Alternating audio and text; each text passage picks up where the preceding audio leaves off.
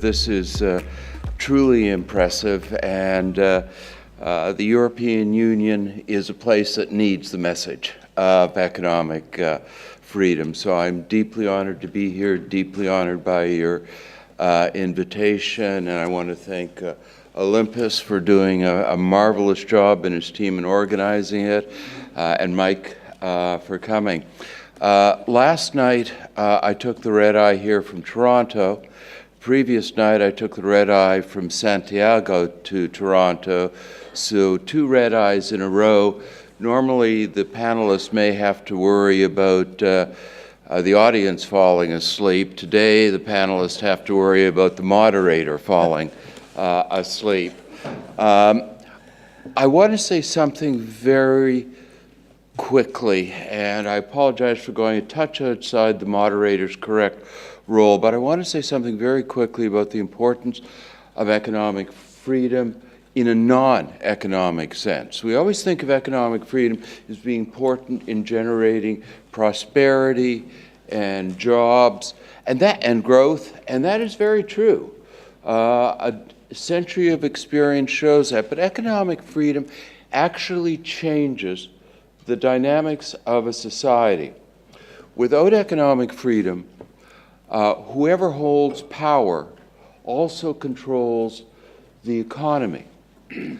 So being a member of the right sect, the right ethnic group, the right linguistic group that has power means everything, because it determines whether you can get a job, get a promotion, travel, feed and clothe your family. That makes holding power a tremendously important thing that divides society between different ethnic groups. People are judged not on their abilities, but on who they know and whether their group is in power. And you get ahead in that situation not by making people better off, but by making people worse off, by gathering wealth and power to your group, your clan, your ethnic background. Economic freedom changes that whole dynamic. You get ahead by making people better off, by making goods and services that people voluntarily wish to purchase because it makes them better off. When you move from a society where you get ahead by making people worse off to a society where you get ahead by making people better off, the change in the dynamics of that society are dramatic. Also, it starts cutting across ethnic or sectarian or religious lines. You have to hire the best people, so people from other groups become your customers, your employers, your suppliers, and it begins to build tolerance. And well, the European Union now is under huge stress because of an unprecedented wave of immigration. It is the former communist states that are showing the highest level of intolerance, and those states that have had relatively free economies that are showing the highest levels of tolerance. Albeit it's not perfect, this stress is huge, but it is important to understand that economic freedom is not just an economic thing. It helps build tolerance in society. Well, today, and I apologize for going on, today we're looking at the former Soviet world. This is the history of, that's the world average economic free. I think you've got Asia up there rather than the post-communist world. Yeah, that's Asia.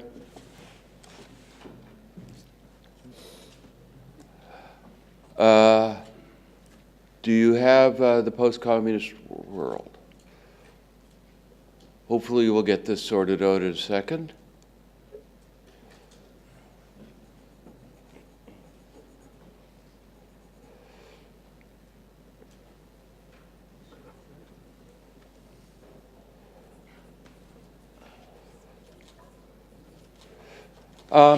I'll just start talking. Well, this goes on. What we'll see when we get to the charts is that all the post-communist, there we go. Sorry. We find it. Oh, that was, okay. What we see with the post-communist world is that all the states moved up to higher levels of economic freedom, of course, with the collapse of the Soviet Union. However, those states that had been under communism for a prolonged period of time moved more slowly and got less high in economic freedom. The Baltic states, and I'm glad we have a representative from Lithuania here, the Baltic states on a whole have done very well. Georgia is also a great advance. Russia is, of course, something of a disaster, and I do want to ask Andre what's gotten into the water in Russia with this aggressiveness going all around the world. Diplomats outright lying, even though everybody knows they're lying, aggressive actions, and so on. It'd be very interesting to hear what you have to say about that. And it's not related to economic freedom. It is related to other people's economic freedom. Unfortunately, Russia's aggression threatens economic freedom in the Baltics and other states.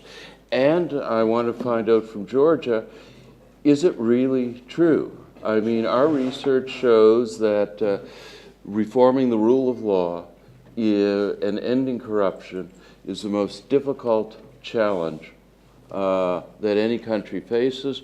And typically what happens is if you improve the rule of law, it reverts to where it was. Is the rule of law reverting in Georgia? Is corruption really defeated? Also, if we had the charts, we'd see that even the successful states, Lithuania, the Baltic states, and Georgia, are only around 30th globally in rule of law. And that's just the edge for building prosperity. Countries can build prosperity with governments that are too big. They can build prosperity with trade barriers, but they cannot build prosperity without a strong functioning rule of law. Lithuania, the Baltic states, and Georgia are only around 30th. And as I say, that's about the bare minimum for building prosperity. And Russia is, of course, around 90th in rule of law globally. And it may be unraveling anymore. So with that, I'm not actually sure who starts the discussion. Georgia.